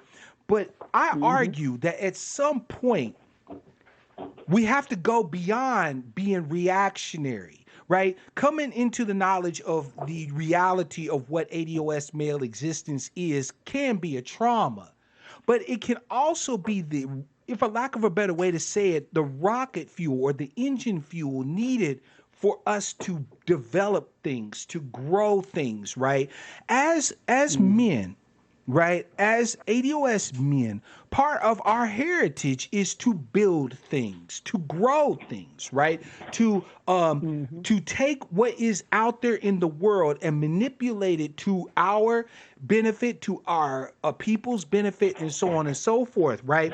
And I argue that with all of the drama and kerfluffle and reactionary behavior that you see at times in the manosphere, we're not really serving brothers in good stead by continuing to be in that place that is simply reacting to what other people are doing or what other narratives they're telling or what other caricatures of our masculinity that they're carrying, right? I argue, fam, that at some point we need to take control and build our own narrative, right? Develop our own systems, our own ways, our own pathways, and people can either ride with that or they can get gone, right? But that's being proactive rather than reactive. That's right. I mean, I agree with you 100%, but in my respect, I haven't cut off the black manosphere. I'll stop back in at another point in time. But right now, they're not in a good place for me. I hear you. I mean, I'll be honest. There's a lot of behavior that I just find problematic, right? I still got mad respect for quite a few brothers and sisters who operate in the manosphere, but some of the behavior, to be quite honest, is to me, it's just not conducive for anything healthy. It's not addressing the core reason why we need a black manosphere in the first place, right? Because I don't believe we just need it for. Yeah, go ahead, fam. I'm glad you said that. It's a really important point, or one that I thought of. So of course I'm biased and think it's important. Is that we might be focusing on more of the symptoms and not the root cause of the problem. And so that's the way I would describe this infighting that's going on, or the women bashing that's going on. It takes two to tango. Yeah. We're part and parcel responsible for what's going on in our community as the women are. Yeah. So it's like, working on the wrong problem. Yeah. working on the The, system. the blame game hasn't served us in no good stead. Now, don't get me wrong. I'll be the first one to tell you that grounding yourself in the data means accountability for our sisters who have traditionally been known as sacred cows. They have been above reproach. And to an extent, whatever is going to happen that is going to be to the collective benefit of us as ADOS is going to have to require some degree of criticism of the sacred cow's behavior. But, but to critique without resolution, to critique without aims or goals to heal the breach or to do something else, right? Without a commitment to change the narrative, I don't really see a point in continuing to we know what the issues are.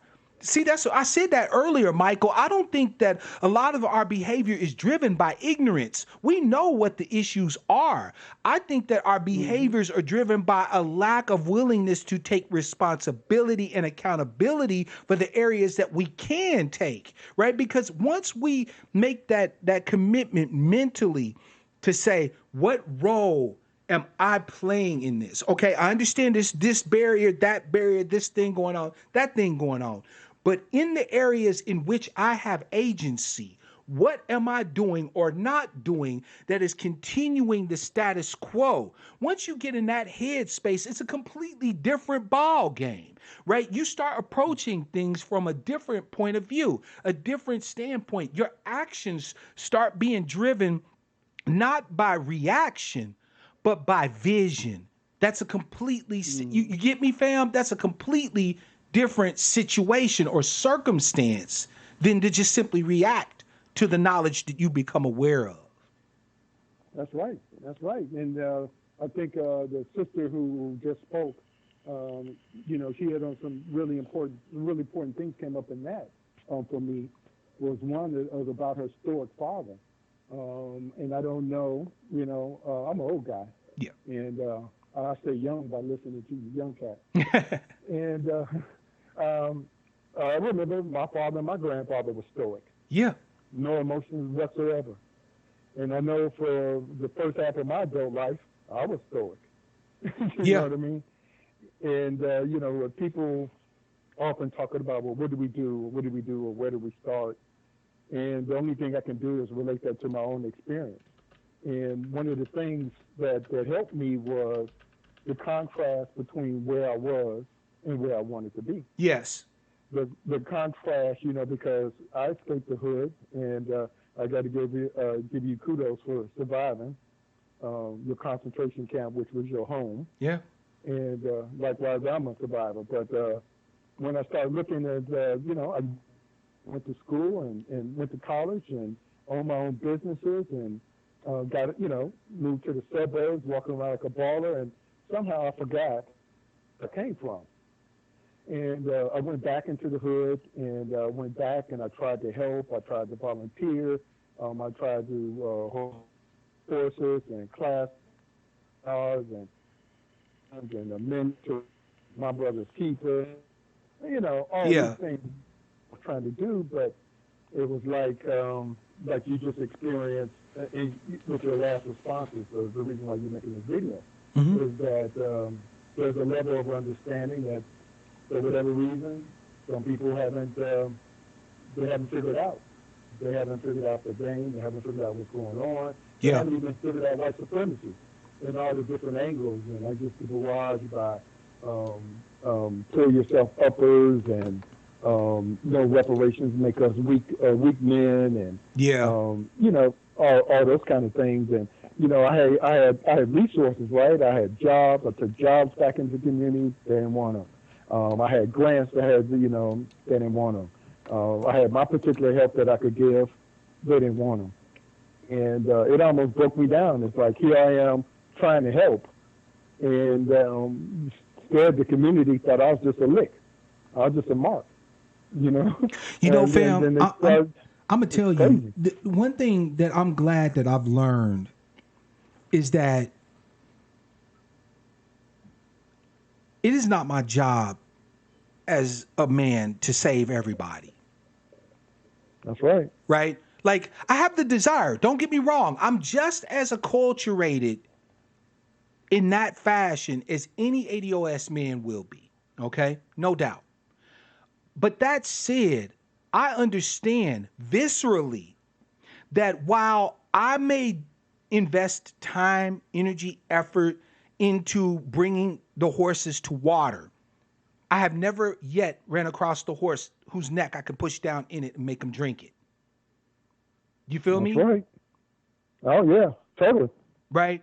At some point, we as ADOS men have to focus on self-care, right? Because truthfully, and this is a hard thing for me to say, but a lot of the things that we argue, both ADOS men and ADOS women, that is ADOS experience or ADOS existence, a lot of the things that we try to educate people and tell people about is the reality of our existence. If we were being perfectly honest about it, fam, it's the reality of ADOS male existence disproportionately, right? Uh-huh. Like, when I appreciate the sisters' support on criminal justice reform and things like that, but truth be told, they're not locking sisters up like that. They're locking us up like that, black men, ADOS men, right? So That's when right. when you know we talk about people cloaking themselves in our lineage, right? One of the reasons why we got at Kamala Chameleon Harris is because she's not ADOS, right? But she tries to cloak herself or wrap herself up in our history, our story, our narrative. Well, let's keep it a buck. We have a portion of our tribe who tries to act as if what's happening to their men is happening to them, and it's not. Right now, I appreciate their advocacy, right?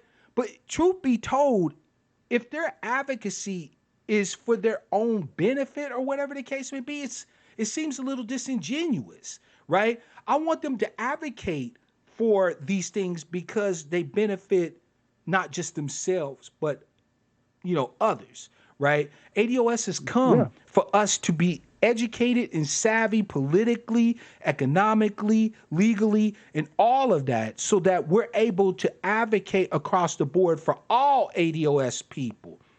But we also need to make sure that we're not backburnering people who should be at the forefront, right? In other words, brothers that are facing incarceration, that are facing rampant mental health issues. We have an epidemic of suicide amongst young black males, right? Ages 14 to 24. An epidemic, 3 times the number of everybody else.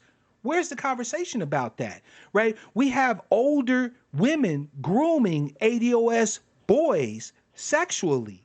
It's epidemic in our community. And we're not talking about that, right? So the thing is that I want to make sure that as we move forward, especially us ADOS men, that we learn that it is okay at times to center us because no one else will do it. Absolutely. No one else will center us. If we don't speak out on the issues that affect us directly as ADOS males, no one else will center us. No one else will make us the focal point of advocacy, of attention, of care, concern, empathy, etc. Right? So, yeah, I think you're fam. right. I'm gonna give you the last word, man, and I'll go ahead and wrap this up here shortly. But if you have anything else you'd like to say to the family, it's on you, man. The floor is yours. Yeah.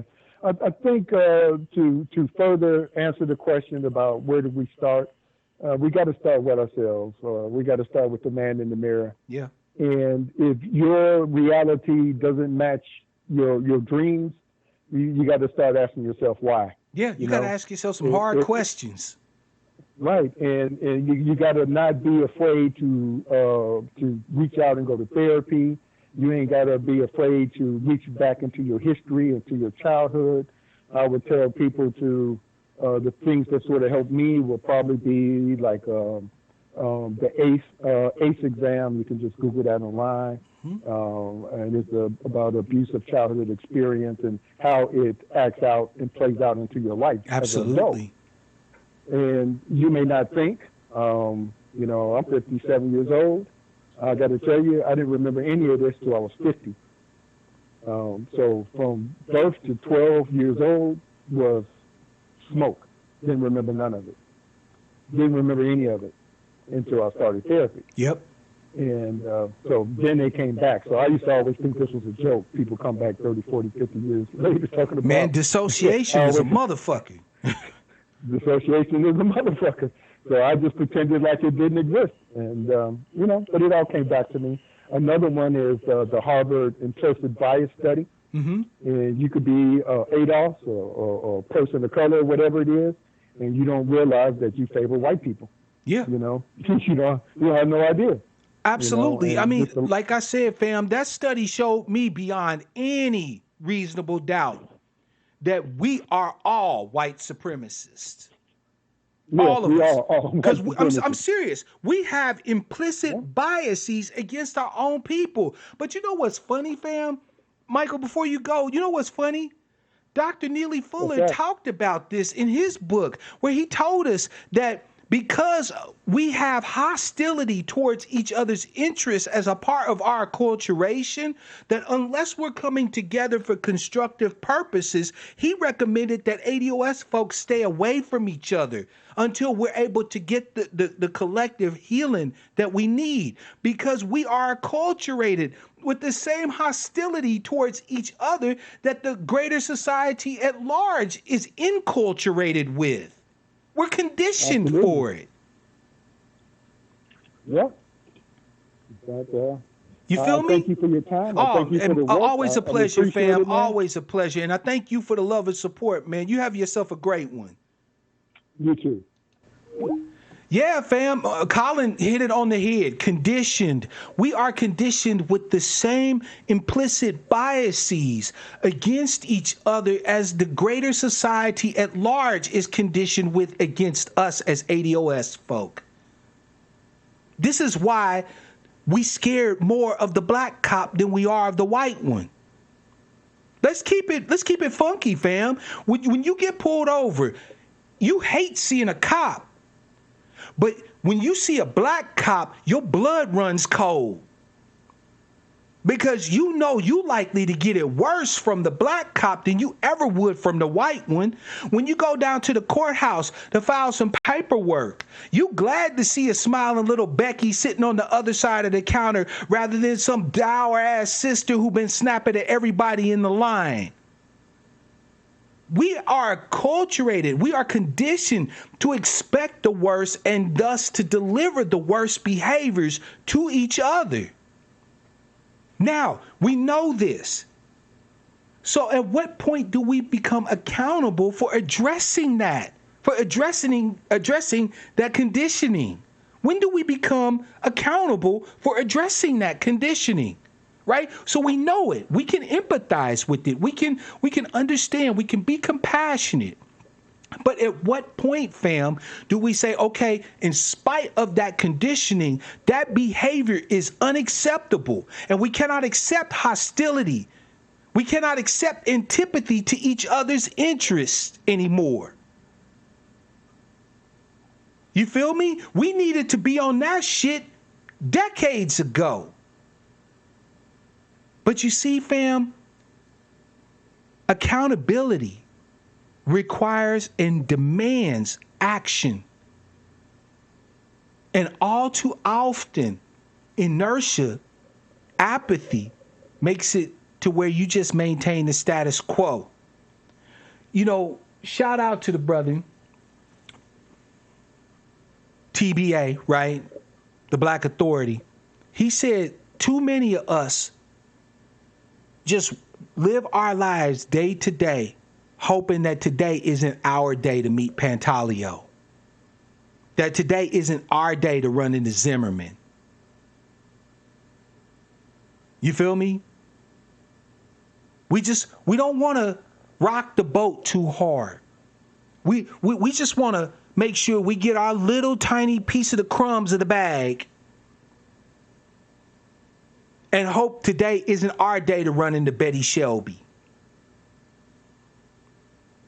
We've been knowing how white supremacy operates, the conditioning, the acculturation. We've been aware of it. We've had scholars go back generations. You can go back to Carter G. Woodson, right, in The Miseducation of the Negro. He said, if I forbid you coming through the front door, you'll rebel. But if I teach you to accept going through the back door, I won't have to stop you from walking in the front door. You'll walk around to the back to go into the back door. We've been knowing this stuff, right? But we've been on some, oh, our brothers and sisters just need our love and they need our support. No, what they need is a motherfucking wake-up call. They still need our love and support, but love is not allowance. This behavior is fuckery and it's madness. And at some point, it has to stop. It has to stop. We need to hold each other accountable. I am accountable to you, fam. And I hope that you choose to allow yourself to be accountable to me, because what I say to you is never going to be against your interests. I have your best interest in heart, just as I hope that you have my best interest in yours. Peace, Jay Shaw, by the way. Welcome to the broadcast. Fam, I'm going to go ahead and wrap this one up.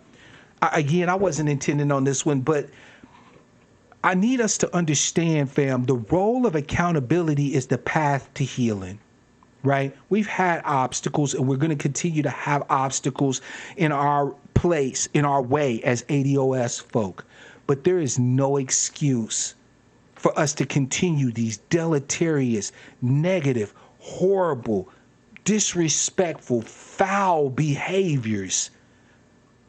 These immoral, unjust, unethical behaviors. We have agency within our tribe. There is no ADOS person who is stopping you from looking at yourself, figuring out where you have been conditioned to do us harm, and to eliminate that conditioning, to ask the questions, to get the assistance you need to eliminate that. So, fam, I hope to see you all tomorrow for Sucker Free Saturday, 4:30 Pacific Daylight Time as usual. And until then, fam, as always, I want to wish you all love, peace, prosperity, and power, real power to our people.